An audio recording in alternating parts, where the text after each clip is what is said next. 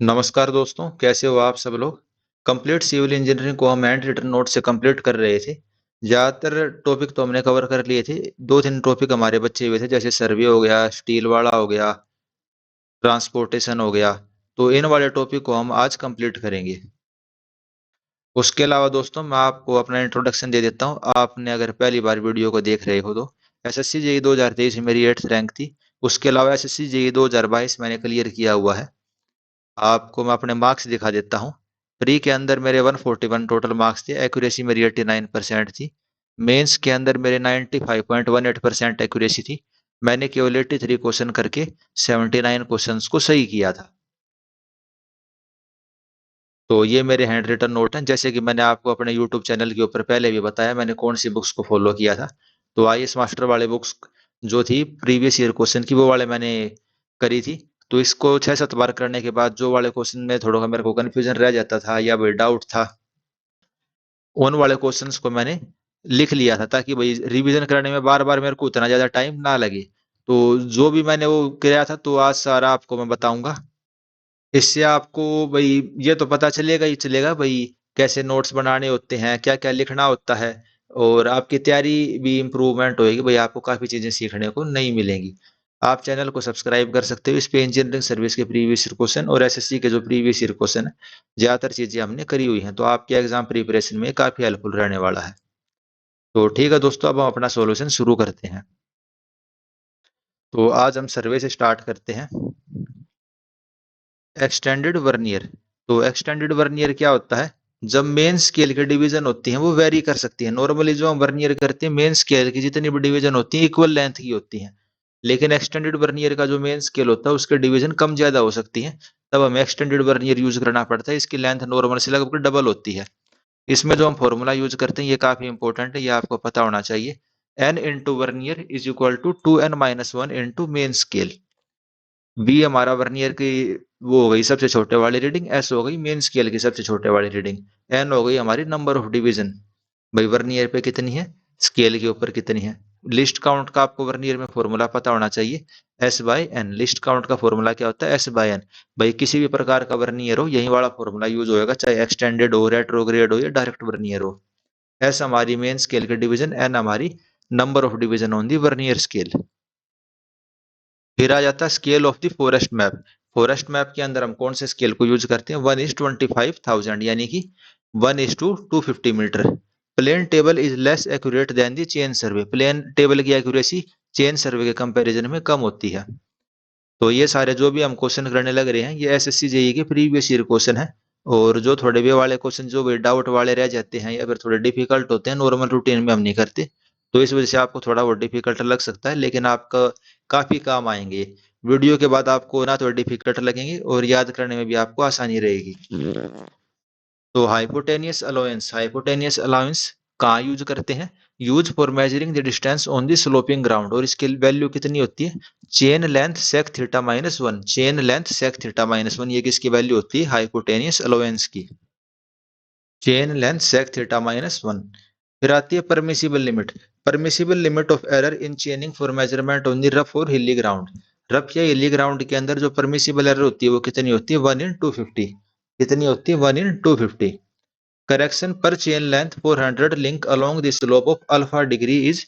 भाई पर chain length के अंदर आपको कितनी करेक्शन लगानी पड़ेगी, अगर हम अल्फा डिग्री के स्लोप के ऊपर मेजर करने लग रहे हैं, तो 1.5 alpha square divide by 100। 1.5 alpha square divide by 100 correction किसके इक्वल होती है भाई, अगर हम स्लोप के अलॉन्ग मेजर करते हैं तो एल 1 - कोस थीटा, मतलब -L 1 - कोस थीटा। और कोस थीटा यानी इसके अंदर हमें किस में दिया हुआ है, डिग्री के अंदर दिया हुआ है। लेकिन जो कोस अल्फा का जो सीरीज वाला फॉर्मूला होता है 11th-12th में आपने पढ़ा होगा या फिर इंजीनियरिंग मैथ कर रखी होगी, तो आपने पढ़ा होगा कोस अल्फा होता है 1 - alpha square divide by 2 factorial plus alpha की पावर 4/4 फैक्टोरियल। ये वाली वैल्यू जो -L 1 - कोस थीटा फॉर्मूले में पुट करते हैं, तब हमारा ये डेरिवेशन होकर ये आता है 1.5 अल्फा स्क्वायर डिवाइड बाई 100। अब आपको डिराइव तो करना नहीं है, पेपर में ना इतना टाइम होता, तो इसको डायरेक्ट याद कर लेना, 1.5 अल्फा स्क्वायर डिवाइड बाई 100। फिर आती है करेक्शन पर chain length of the 100 link along a slope having a rise of 1 unit in the n horizontal. भाई आपको स्लोप दिया हुआ है, एन ओरिजेंटल चलने पे 1 वर्टिकल राइज आता है, तो पर चेन लेंथ के अलोंग करेक्शन कितनी होगी? चेन लेंथ हमारी 100 लिंक की है, तो फॉर्मूला क्या होता है? -100 डिवाइड बाई 2n²। ये 100 क्या है? 100 यानी कि उसमें 100 लिंक की चेन है, तो -100 डिवाइड बाई 2n²। फिर आता है scale plate of theodolite is the lower plate. Theodolite की स्केल प्लेट कौन सी होती है? Lower plate. अपर प्लेट को हम कौन सी प्लेट बोलते हैं? वर्नियर प्लेट बोलते हैं। थियोडोलाइट की लोअर प्लेट कौन सी होती है? स्केल वाली, और ऊपर वाली को वर्नियर प्लेट बोलते हैं। Bubble tube parallel to the telescope control the horizontal axis. जो बबल ट्यूब होती है टेलीस्कोप के पैरेलल जो होती है, वो किसको कंट्रोल करती है? हॉरिजॉन्टल एक्सिस की। भाई टेलीस्कोप के पैरेलल तो किसको कंट्रोल करेगी? हॉरिजॉन्टल एक्सिस के। फिर आपने फेस लेफ्ट और फेस राइट रीडिंग ली, तो एरर किसके इक्वल होगी? तो एरर होती है difference in the face left and face right reading divide by 2। फिर आता है left swing in is not favourable in the theodolite. Theodolite को जब हम मेजरमेंट करते हैं, लेफ्ट की तरफ उसके टेलीस्कोप को नहीं घुमाते, हम राइट की तरफ घुमाते हैं। क्यों? क्योंकि जो रीडिंग होती है क्लॉकवाइज डायरेक्शन में इंक्रीज करती है। थियोडोलाइट में टेम्परेरी एडजस्टमेंट कौन कौन सी होती हैं? सबसे पहले हम उसको सेट करेंगे, सेंटरिंग करेंगे, levelling and elimination of parallax. भाई सेट कर दिया आपने, फिर वहां पे सेंटर कर दिया, भाई जिस भी पॉइंट के ऊपर आप वो करने लग रहे हो, फिर लेवल करेंगे और फिर एलिमिनेशन ऑफ पैरेलैक्स। पैरेलैक्स क्या होता है? भाई अगर एक इमेज भाई क्लियरली हमें दिखाई नहीं दे रही हो, जैसे एक आंख को बंद कर लेते हैं, या फिर आंखों की पोजीशन की वजह से इमेज हमारे ढंग से नहीं दिखाई देती, तो उसको पैरेलैक्स बोलते हैं। तो पैरेलैक्स को हम एलिमिनेट करते हैं। थियोडोलाइट के अंदर पैरेलैक्स का क्या मतलब है? भाई या तो जो ऑब्जेक्टिव लेंस है डायफ्राम के ऊपर इमेज को फॉर्म ना कर पाए, या फिर जो आई पीस है वो क्रॉस हेयर के ऊपर फोकस ना कर पाए, तो इस वजह से पैरेलैक्स एरर आती है। तो उसको हमें एलिमिनेट करना पड़ता है थियोडोलाइट के अंदर। उसके बाद आता है list count of the theodolite. Theodolite light का लिस्ट काउंट कितना होता है? 20 सेकंड। थियोडोलाइट का लिस्ट काउंट होता है 20 सेकंड। ऑप्टिकल थियोडोलाइट का क्या रहेगा? 1 सेकंड रहेगा। बाकी ये वही एडजस्टमेंट वगैरह आपको पता होनी चाहिए, ये लिस्ट काउंट वगैरह काफी इंपॉर्टेंट हो जाते हैं। थियोडोलाइट में क्या रहता है? पहले आपने उस जगह पे सेट करा, फिर सेंटरिंग, फिर लेवलिंग और फिर एलिमिनेशन ऑफ पैरेलैक्स। फिर आता है intersect angle of an analytical telescope. जो आप टैक्योमीटर यूज करते हो, क्या यूज करते हो? टैक्योमीटर। उसके अंदर जो इंटरसेक्ट एंगल होता है वो किसके इक्वल होता है? तो होता है 0.573 डिग्री। उसको हम उसके अंदर कन्वर्ट करें मिनट के अंदर, तो 34 मिनट 22 सेकंड। फिर आता है upper clamp is loose and lower clamp is tighten to change the reading on the horizontal circle while measuring the horizontal angle. जब आपको हॉरिजॉन्टल एंगल मेजर करने हैं, तो आप क्या करोगे? ऊपर वाले क्लैंप को तो आप लूज कर दोगे, क्लैंप यानी कि स्क्रू हो गया, नट बोल्ट टाइप से कर लो, अपर क्लैंप को लूज करोगे और नीचे वाले को टाइट कर दोगे हॉरिजॉन्टल एंगल मेजर करते टाइम। फिर आता है स्मार्ट स्टेशन। स्मार्ट स्टेशन क्या होता है? टोटल स्टेशन ही होता है जिसके ऊपर जीपीएस मॉड्यूल हमने फिट कर रखा है। Error eliminated due to changing the face. Face change करने की वजह से भाई फेस लेफ्ट और फेस राइट रीडिंग लेते हैं, कौन सी एरर एलिमिनेट हो जाती है? तो line of collimation not perpendicular to the horizontal axis. भाई line of collimation horizontal axis के परपेंडिकुलर नहीं है, तो एरर एलिमिनेट हो जाती है। ओरिजोनटल और वर्टिकल एक्सिस परपेंडिकुलर नहीं है, वो भी एलिमिनेट हो जाती है। और लाइन ऑफ कोलिमेशन जो है एक्सिस ऑफ अल्टीट्यूड बबल के पैरेलल नहीं है, वो वाली एरर भी एलिमिनेट हो जाती है। तो ये तीनों एरर हमारी एलिमिनेट हो जाती हैं चेंजिंग फेस करने की वजह से। फिर आता है ट्रांसवर्स सर्वे। ट्रांसवर्स सर्वे के अंदर क्या होता है? भाई सीरीज ऑफ पॉलीगन, वो पॉलीगन बनाते हैं हम, उसके अंदर जो एरर होती है या फिर कह लो tan थीटा, वो किसके बराबर होता है? Summation of departure upon summation of latitude. ये याद रख लेना, ट्रांसवर्स सर्वे में tan थीटा किसके इक्वल होता है? डिपार्चर अपॉन लेटीट्यूड, यानी कि ई एक्स अपॉन ई वाई। भाई एक्स एक्सिस क्लोज होने में कितनी एरर आ गई, वाई एक्सिस में कितनी एरर आ गई। Next statement, in internal focusing telescope focusing is done by the double concave lens fitted in the short tube capable of sliding axially to and fro between the eyepiece and objective। Internal focusing telescope में double concave lens होते हैं। क्या होते हैं? Double concave lens होते हैं। और जो एक्सटर्नल फोकसिंग टेलीस्कोप होता है, एक्सटर्नल फोकसिंग टेलीस्कोप के अंदर focusing is achieve by external movement of the objective tube. External वाले के अंदर ऑब्जेक्टिव ट्यूब की मूवमेंट के थ्रू हम फोकसिंग को अचीव करते हैं। फिर आती है sensitivity. Sensitivity of the bubble tube क्या होती है? D by are. डी यानी कि भाई आपने बबल ट्यूब की एक रीडिंग किसके बराबर है? डी हम नॉर्मली क्या लेते हैं? 2 mm के बराबर लेते हैं। आर आपका रेडियस ऑफ कर्वेचर हो गया, is equal to S divide by n D. ये एस क्या है? एस हो गया आपका भाई स्टाफ के ऊपर इंटरसेप्ट कितना है। डी क्या है भाई? आपका स्टाफ कितनी दूर पे रखा हुआ है। तो सेंसिटिविटी क्या होती है? D by R is equal to S divide by n D into 20/60 to 65। फिर आ जाते हैं कुछ टेस्ट होते हैं जो हमें थियोडोलाइट के ऊपर करने पड़ते हैं। उन टेस्ट का आप सबको पता होना चाहिए भाई, कौन कौन से टेस्ट हम करते हैं। तो सबसे पहले वाला टेस्ट आता है स्पायर टेस्ट। स्पायर टेस्ट किसके लिए करते हैं? ओरिजोनटल एक्सिस वर्टिकल एक्सिस के परपेंडिकुलर होने के लिए। फिर आता है cross hair ring test. Cross hair ring test ये किसके लिए होता है? वर्टिकल क्रॉस हेयर जो है वो हॉरिजॉन्टल एक्सिस के परपेंडिकुलर होना चाहिए। फिर आता है वर्टिकल आर्क टेस्ट। इसके अंदर क्या होता है? वर्टिकल सर्कल के अंदर जीरो रीडिंग होनी चाहिए। वर्टिकल सर्कल के अंदर रीडिंग कितनी होनी चाहिए? जीरो। जब लाइन ऑफ साइट हमारी क्या है? वर्टिकल एक्सिस के परपेंडिकुलर, यानी कि जब हमारी ओरिजोनटल है टेलीस्कोप बिल्कुल, तो वर्टिकल सर्कल पे क्या दिखना चाहिए? जीरो होना चाहिए। फिर आता है प्लेट लेवल टेस्ट। तो प्लेट बबल जो होता है वो बिल्कुल सेंटर में होना चाहिए जब वर्टिकल एक्सिस हमारी वर्टिकल हो। फिर आती है बबल ट्यूब की एडजस्टमेंट। टेलीस्कोप का जो बबल होता है बिल्कुल सेंटर में होना चाहिए जब लाइन ऑफ साइट हमारी ओरिजोनटल है। तो ये जितने भी टेस्ट हैं ये आपको पता होने चाहिए। फिर आता है कोलिमेशन इन एजीमुथ टेस्ट। कोलिमेशन इन एजीमुथ का क्या मतलब है? जो लाइन ऑफ साइट है परपेंडिकुलर होगी ओरिजोनटल एक्सिस से। फिर आता है elevation of the last point. जो हम लेवलिंग करते हैं उसके अंदर लास्ट पॉइंट की एलिवेशन किसके इक्वल होती है? जो बेंचमार्क की elevation plus summation of back side minus summation of fore side. ये आपको पता होने चाहिए। लास्ट पॉइंट की एलिवेशन किसके इक्वल होती है? Benchmark elevation plus summation of back side minus summation of fore side. फिर आता है dumpy level. In case of dumpy level, two peg test is perform to ensure that the line of collimation of telescope is parallel to the bubble tube axis. Dumpy level के अंदर हम to peg test करते हैं। क्यों करते हैं?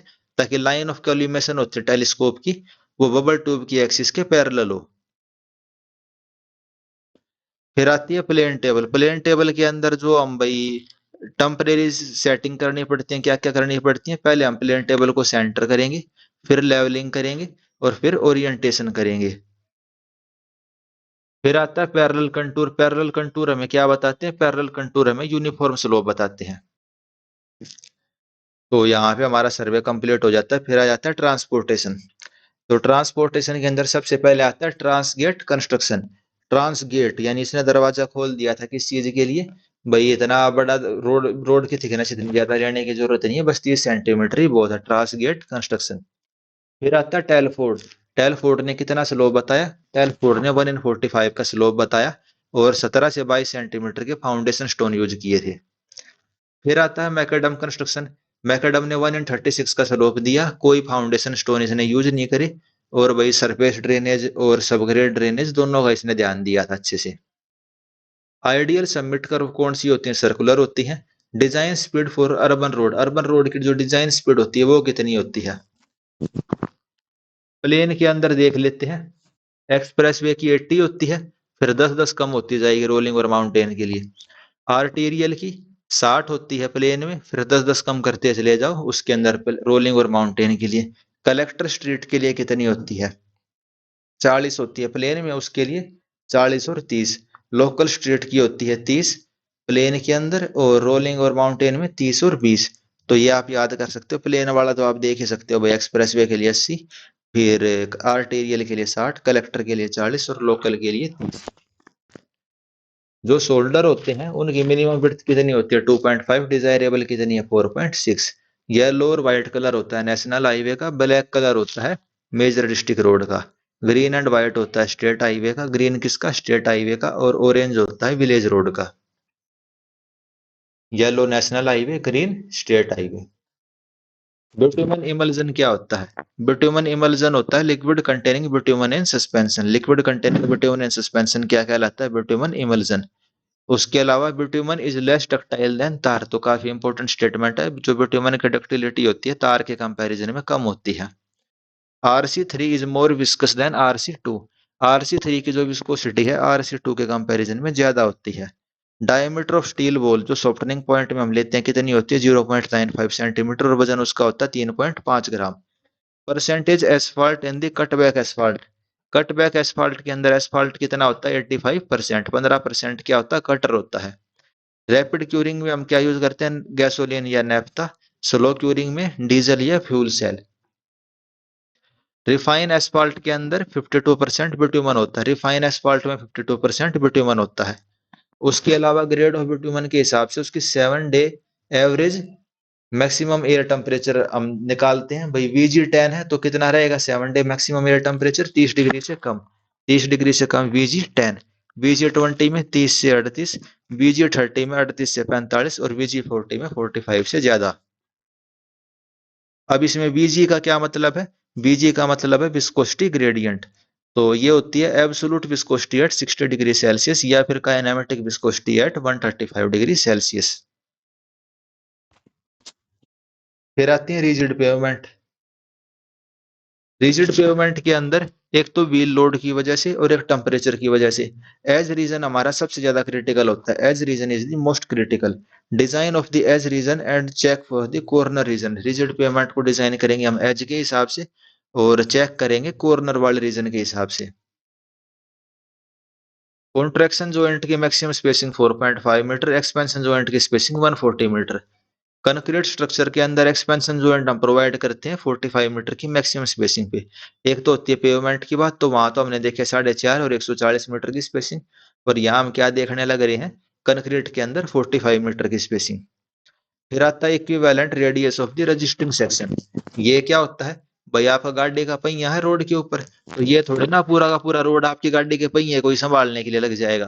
तो आपकी गाड़ी का जो पहिया है उसको संभालने के लिए रोड का वही छोटा मोटा हिस्सा है वो उसको रजिस्ट कर लेगा।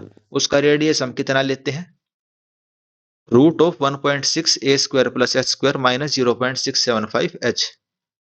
अगर a की वैल्यू 1.724 h से कम हो उस वाले केस में, अदरवाइज किसके इक्वल लेते हैं a के इक्वल लेते हैं।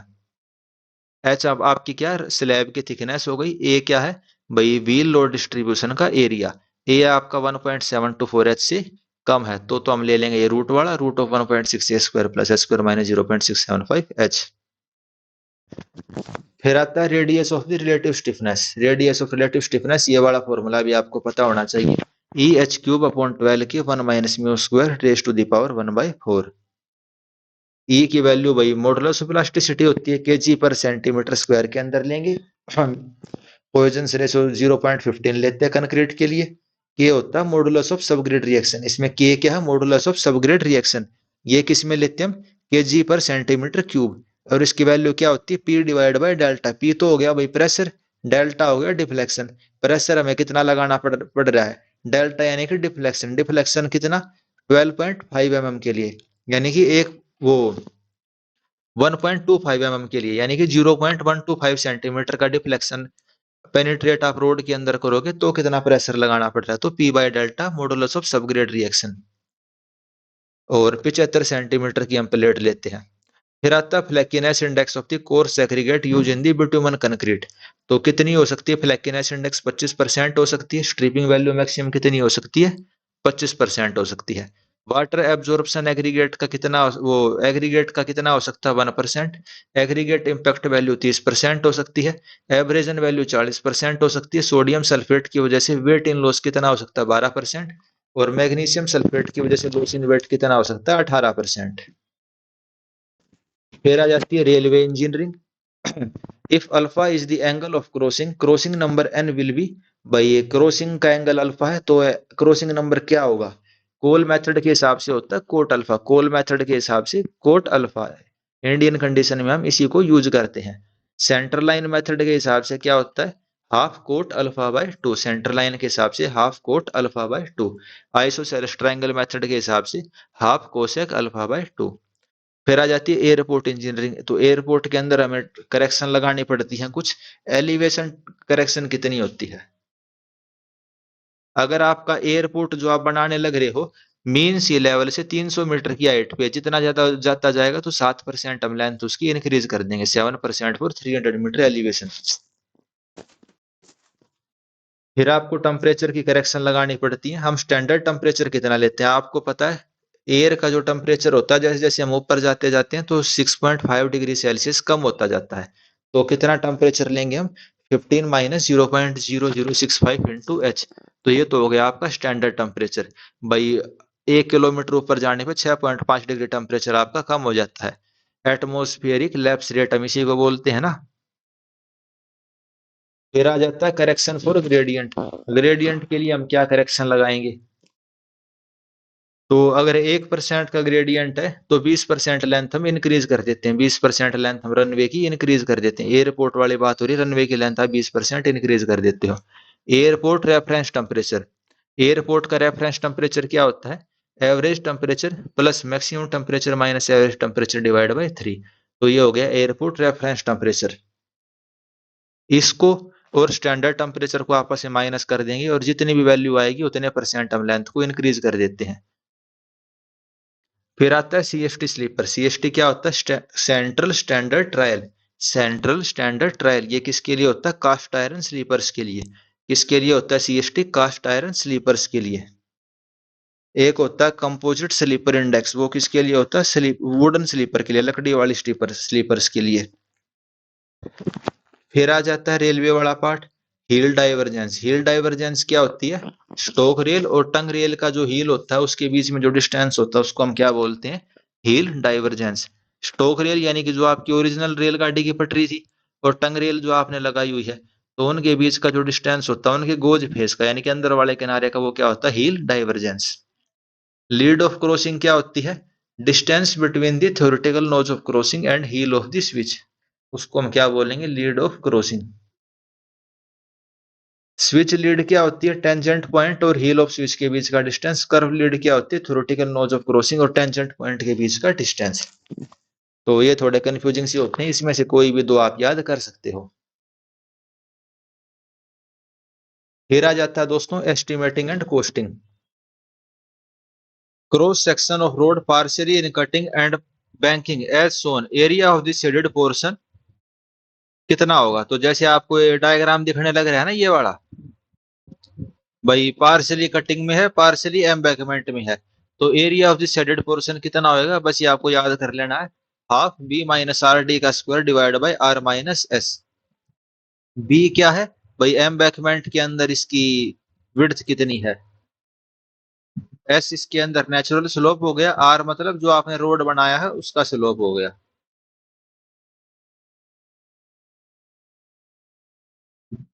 Brick work in foundation and plinth पर डे पर मैसन। भाई फाउंडेशन और प्लिंथ के अंदर एक लेबर एक दिन में कितनी ब्रिक वर्क कर सकता है? 1.25 मीटर क्यूब। कितनी? 1.25 metre cube. Floor area include the area of balcony up to 50%। Floor area के अंदर बालकनी का एरिया 50% इंक्लूड होता है, यानी कि बालकनी का एरिया 100 है तो फ्लोर एरिया के अंदर हम 50 को इंक्लूड कर लेंगे। 20,000 तक पैटी वर्क, 20,000 से 1,000 माइनर और एक वो 20,000 से 1 लाख तक माइनर और 1 लाख से ऊपर major. For 1 metre square brick flat soling brick require are 32। 1 metre square जो ब्रिक फ्लैट सोइलिंग होती है उसके लिए हमें कितनी ईंटें चाहिए? 32। ब्रिक फ्लैट सोइलिंग क्या होगी? जो फाउंडेशन के नीचे ईंटों को बिछाते हैं उसकी बात करने लग रहा है। ब्रिक वर्क इन मैसनरी तो डायमेंशन क्या रहते हैं? 25 इंटू 12.5 इंटू 7.5। अगर ईंटों को हमने एज के ऊपर बिछाया है ब्रिक फ्लैट सोइलिंग में तो कितनी ईंटें लगेंगी? 54 ईंटें लगेंगी। Outturn of a 2.5 centimetre 1 inch cement concrete floor तो 7.5 मीटर स्क्वायर। 2.5 सेंटीमीटर यानी कि 1 इंच का सीमेंट कंक्रीट का फ्लोर है तो 7.5 मीटर स्क्वायर काम कर पाएगा एक आदमी, यानी कि एक मजदूर 7.5 मीटर स्क्वायर। फाउंडेशन में ईंटों का काम कितना कर पाएगा? 1.25 metre cube. Surface excavation up to 30 centimeter depth and surface dressing up to 15 centimeter depth are measured in the meter square। Surface excavation किसको कहेंगे भाई? 30 सेंटीमीटर डेप्थ रहेगी उसको। सरफेस ड्रेसिंग किसको कहेंगे? 15 सेंटीमीटर से कम डेप्थ होगी उसको। और किस में मेजर करेंगे इनको? मीटर स्क्वायर में। फिर आ जाती है प्लास्टरिंग। प्लास्टरिंग के अंदर क्या होता है? No deduction for end of the beam post and rafter. Plaster यानी कि जो आप भाई प्लास्टर करते हो बीम पोस्ट और राफ्टर के लिए, कोई डिडक्शन नहीं लेते। No deduction for opening smaller than 0.5 metre square. 0.5 metre square से छोटी ओपनिंग है तो भी कोई डिडक्शन नहीं करेंगे। 0.5 से 3 मीटर स्क्वायर की ओपनिंग है तो केवल एक साइड के लिए डिडक्शन करेंगे और एक साइड के लिए छोड़ देंगे, यानी कि उसको ऐड नहीं करेंगे क्वांटिटी के अंदर। No deduction in the volume of pipe smaller than 100 centimetre square. कोई पाइप है जिसका क्रॉस सेक्शन 100 सेंटीमीटर स्क्वायर से छोटा है तो वॉल्यूम के लिए हम कोई डिडक्शन उसके लिए नहीं करेंगे। फिर आ जाती है मैसनरी, यानी ईंटों के लिए जो दीवार होती है। No deduction for opening smaller than 0.1 metre square. ठीक है, 0.1 मीटर स्क्वायर से अगर कोई छोटी ओपनिंग है दीवारों के अंदर तो उसके लिए हम कोई भी डिडक्शन नहीं करते। प्लास्टरिंग में तो था 0.5, याद रख लेना इसको। प्लास्टरिंग में 0.5 था और ब्रिक्स के अंदर कितना है 0.1 मीटर स्क्वायर, यानी कितना हो गया 155 इंच स्क्वायर। 155 इंच स्क्वायर से छोटी अगर ओपनिंग है दीवारों के अंदर तो कोई डिडक्शन नहीं होएगा। उसी तरीके से एंड ऑफ बीम पोस्ट और राफ्टर, तो अगर ये 0.05 मीटर स्क्वायर से छोटी है तो भी कोई डिडक्शन नहीं होगा। तो इसमें डिफरेंस है end of beam post rafter कितनी 0.05 मीटर स्क्वायर। इसको आप देख लेना 0.05 मीटर स्क्वायर और यहाँ था 0.1 यानी कि 77 inch square. Multiplying factor for the estimate the lead for the car track. भैया आप मिट्टी उठा के एक जगह से दूसरी जगह लेके आने लग रहे हो लेकिन रास्ता कैसा कार ट्रैक वाला है तो आप लीड किससे मल्टीप्लाई करोगे 1.1 से, और सैंडी ट्रैक है तो 1.4 से। Brick deliver to 10 metre by a labour is 4200। एक लेबर कितनी ईंटें लेके जा सकता 10 मीटर की दूरी पे एक दिन में 4200। 3 मीटर की हाइट पे कितनी ईंटों को ले जा सकता है एक लेबर 600 ईंटों को ले जा सकता है एक दिन के अंदर। प्लेन्थ एरिया में क्या क्या होता है, स्टेयर का कवर, एरिया ऑफ बरसाती या टेरेस लेवल, मशीन रूम, वरांडा, तो ये सब प्लेन्थ एरिया में इंक्लूड होता है। प्लेन्थ एरिया में क्या चीजें इंक्लूड नहीं होती तो ये आपको पता होनी चाहिए। कोर्टयार्ड नहीं होता, एरिया ऑफ लोफ्ट नहीं होता, balcony, spiral staircase include the landing, और terrace at the first floor. Plinth में क्या क्या चीजें नहीं है, कोर्टयार्ड नहीं है, लोफ्ट नहीं है, balcony, spiral staircase, terrace at the floor 1। Softwood को हम कितनी कटिंग कर सकते हैं एक लेबर 6 मीटर स्क्वायर, हार्ड वाली वुड 4 मीटर स्क्वायर पर लेबर। बेंडिंग और बाइंडिंग ऑफ स्टील, भाई एक लेबर 375 किलो स्टील एक दिन में बेंड कर सकता है। आरसीसी का ब्रिक वर्क कितना काम कर सकता है तो 1 metre cube per day per labour, एक labour 1 metre cube brick work का काम कर सकता है आरसीसी ब्रिक वर्क के लिए। ग्लास पैनल अगर आपको क्लीन करवाना है और फिक्स करवाना है तो आप उसको किस चीज में मेजर करोगे, उसको आप नंबर्स के अंदर मेजर करोगे। आर ए बिल सी किसके लिए होता है, सप्लायर के साथ ट्रांजेक्शन के लिए।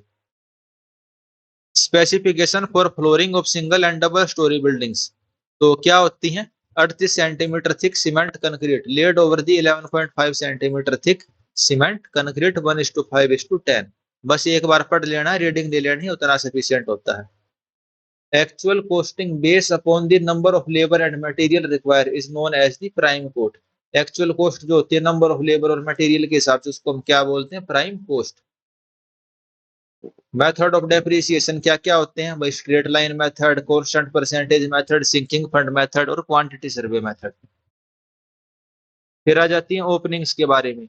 अगर 0.4 मीटर स्क्वायर से छोटे की ओपनिंग है शटरिंग के अंदर, रूफ कवरिंग के अंदर, क्लैडिंग के अंदर, तो हम कोई भी डिडक्शन नहीं करते। ये किसके बारे में, शटरिंग और रूफ कवरिंग के बारे में। 0.4 मीटर स्क्वायर से छोटी ओपनिंग के लिए कोई डिडक्शन नहीं होगा।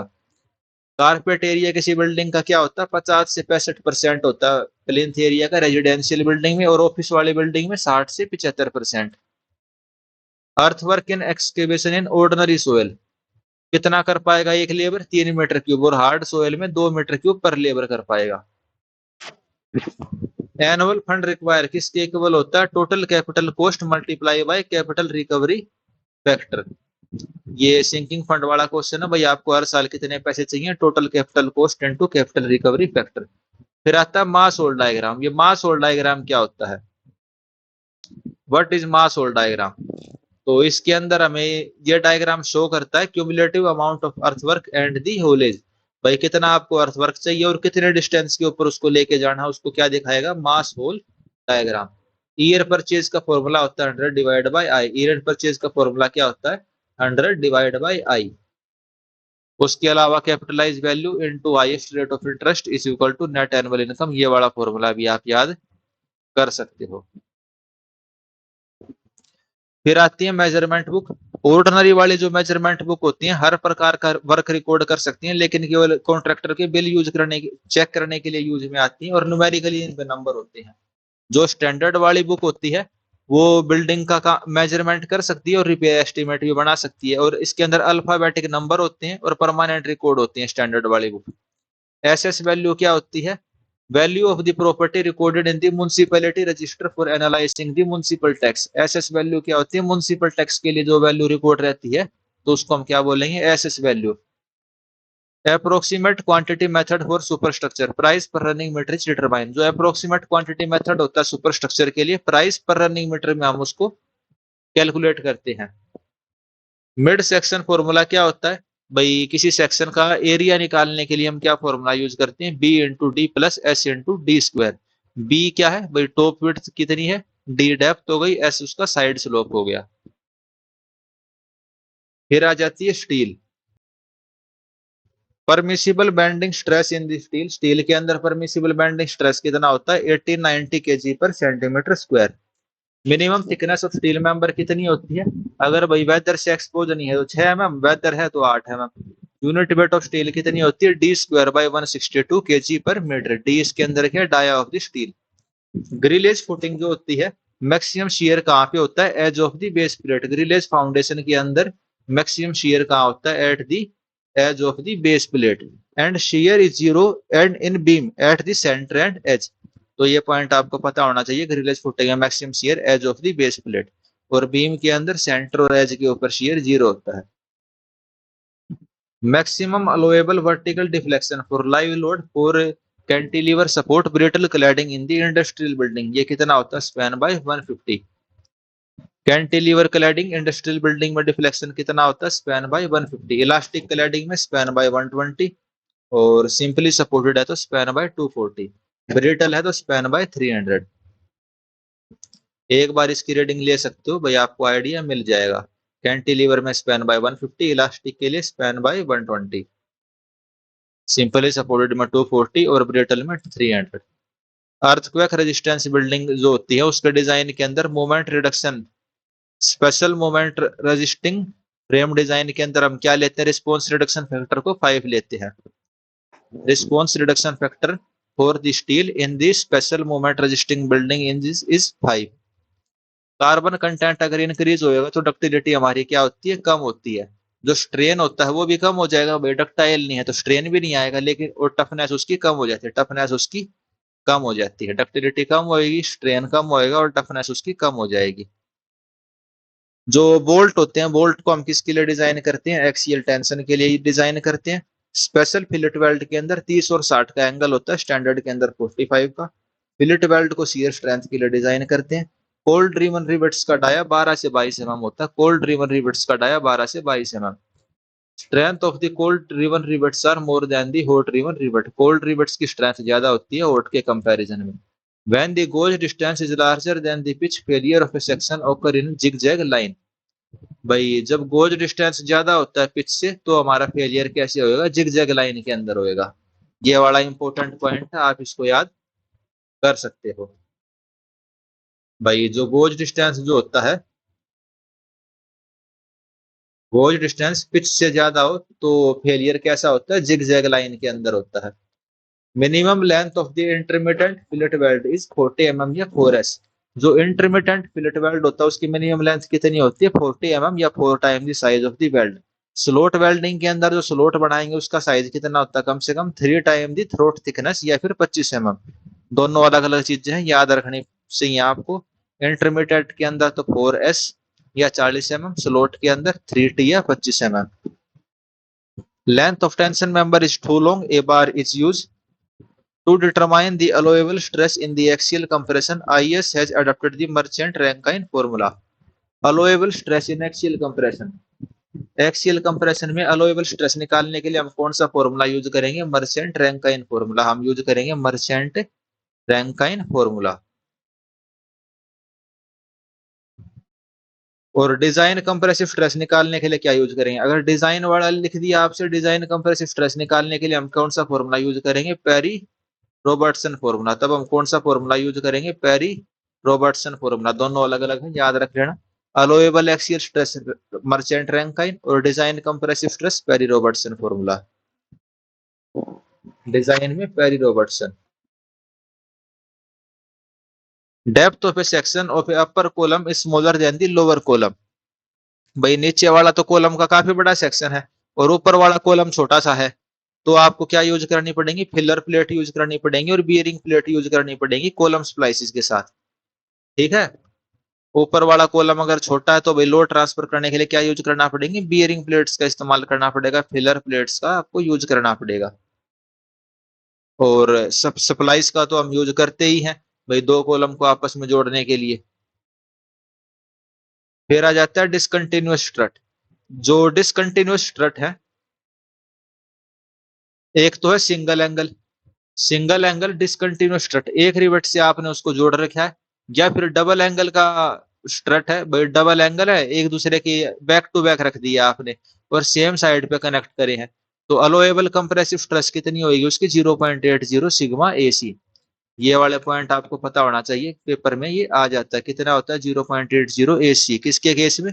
सिंगल एंगल डिसकंटिन्यूअस स्ट्रट है, एक रिवेट से आपने जोड़ा हुआ है, या फिर डबल एंगल है, बैक टू बैक प्लेस करें और एक साइड पे करेक्ट है, तो कितना होगा? 0.80 सिग्मा एसी।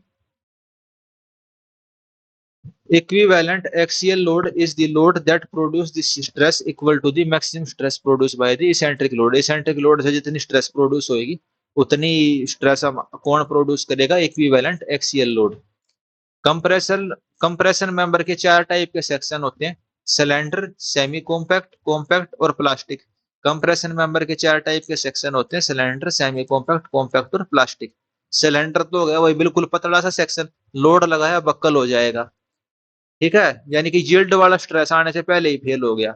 सेमी कॉम्पैक्ट में क्या होता है? जो एक्सट्रीम फाइबर होता है केवल वो वाला यील्ड स्ट्रेस लेगा, बाकी सारा पहले ही फेल हो जाएगा। कॉम्पैक्ट वाले के अंदर क्या पूरा का पूरा सेक्शन आपका यील्ड स्ट्रेस को लेगा, लेकिन प्लास्टिक हिंज की कैपेसिटी नहीं आती। प्लास्टिक के अंदर क्या है? इसमें क्या है? Plastic movement of resistance develop होता है और प्लास्टिक हिंज रोटेशन कैपेसिटी इसके पास होती है। Next statement: for web of the channel section to be classified in the plastic class, ratio of depth to thickness of the web should be less than 42 E. जो channel section की web है, अगर आपको plastic reason में उसको classify करना है तो डेप्थ अपॉन थिकनेस का रेशो किससे कम होना चाहिए? 42 E से कम होना चाहिए। Area of cover plate of a built up beam is taken as 13% more than the net cross section area to allow for the rivet hole. तो कवर प्लेट का एरिया 13% हम ज्यादा ले लेते हैं क्योंकि उसके अंदर तो हमने छेद कर दिए ना। तो steel beam of the light section PCC are called as the filler joist. Steel beam है, लाइट सेक्शन पीसीसी, उनको हम क्या बोलते हैं? Filler joist. भाई एक तो सिंपल बीम हो गई आरसीसी की, और एक आपने पीसीसी यूज करा यानी कि M15 ग्रेड की कंक्रीट यूज करी है और उसके अंदर आपने स्टील की बीम फिट कर दी, तो उसको हम क्या बोलते हैं? फिलर जोइस्ट बोलते हैं। Problem of lateral buckling can arise only in those steel columns which have moment of inertia about the bending axis larger than the other. तो लेटरल बकलिंग किसके अंदर होएगी? जिसका moment of inertia bending axis के about ज्यादा होएगा। तो भाई बेंडिंग में तो फेल होएगा नहीं, लेटरली फेल हो जाएगा, तो सही बात है। सिंपली सपोर्टेड बीम जो होती है, रेस्ट्रेन अगेंस्ट टोर्जन, तो टोर्जन के अगेंस्ट उनको हमने रिस्ट्रेन किया हुआ है, ठीक है। टोर्जन लगेगा तो वे भाई कोई भी रोटेशन शो नहीं करेंगी, रिस्ट्रेन किया हुआ हमने। अब इसमें तीन केस बनते हैं: unrestrained against lateral bending, lateral bending के अगेंस्ट हमने कोई भी मतलब उसको रिस्ट्रेन नहीं किया, फ्री है लेटरल बेंडिंग के अगेंस्ट हो, ठीक है। तो इफेक्टिव लेंथ कितनी हो जाएगी? एल। पार्सली रिस्ट्रेन करी है बेंडिंग में तो 0.85 एल, और फुल्ली रिस्ट्रेन करी है तो 0.7 एल। तो ये तीनों पॉइंट आपको याद होने चाहिए। सिंपली सपोर्टेड बीम के अंदर तीन केस बनते हैं: एल, 0.85 एल और 0.7 एल। फिर आती है कैंटिलीवर बीम। पहला केस बनता है built in eight support, support के ऊपर वो बिल्ट इन है, ठीक है, यानी कैंटिलीवर बीम है, सपोर्ट यानी दीवार के अंदर लगाई हुई है, बस इतनी सी बीम है। फ्री हेड एंड एंड के ऊपर फ्री है तो 0.85 एल। टोर्जन के अगेंस्ट रिस्ट्रेन है तो 0.75 एल।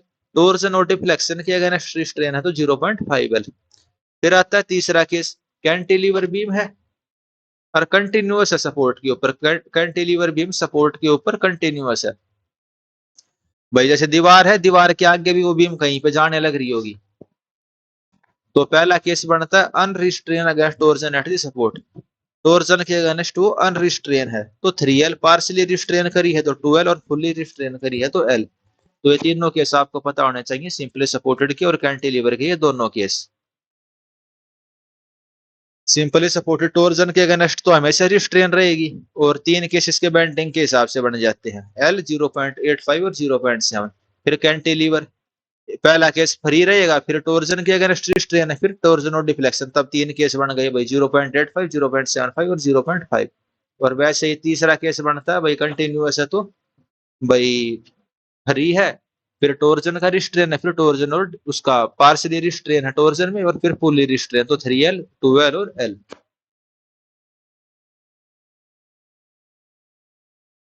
फिर आ जाता है span of the continuous filler are consider approximate equal if the long span does not exceed the short span by more than 15%।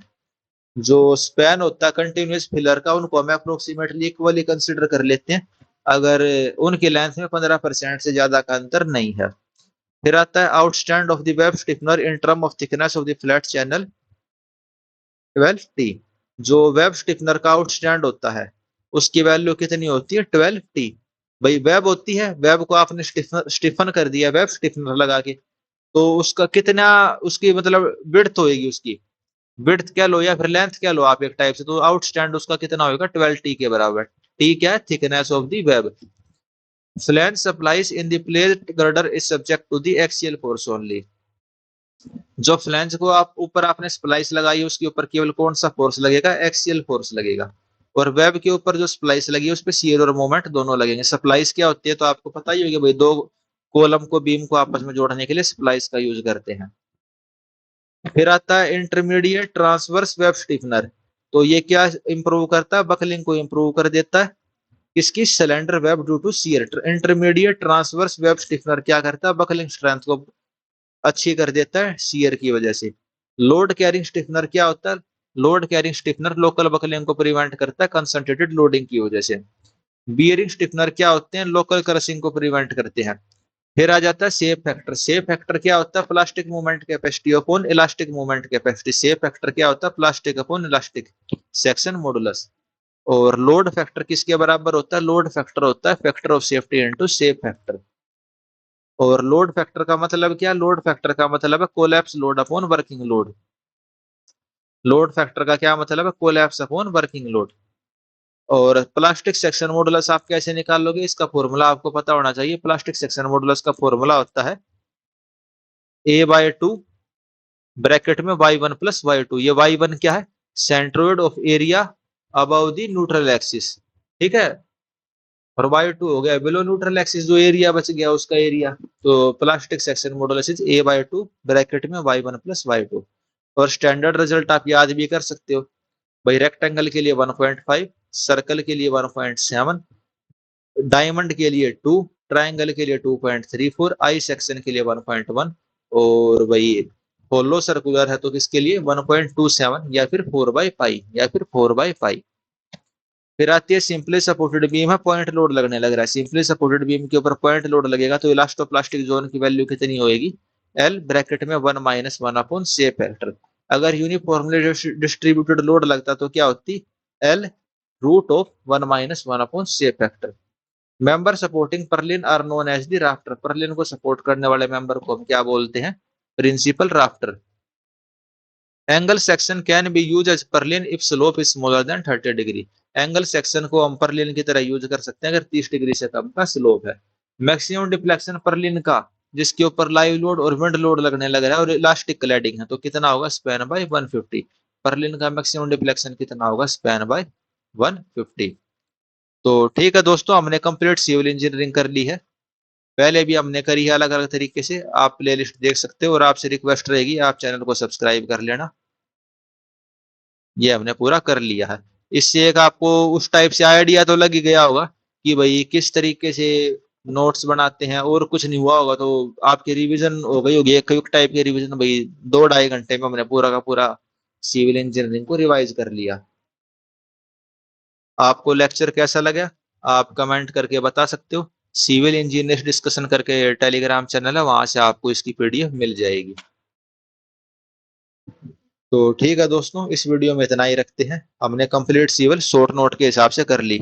अब इसमें आप कहोगे भाई बिल्डिंग मटेरियल नहीं करवाया, तो सही बात है, इसमें मैंने बिल्डिंग मटेरियल नहीं किया। उसके अलावा जितने भी हमारे सब्जेक्ट थे वे सारे सब्जेक्ट हमने इसके अंदर कंप्लीट कर लिए।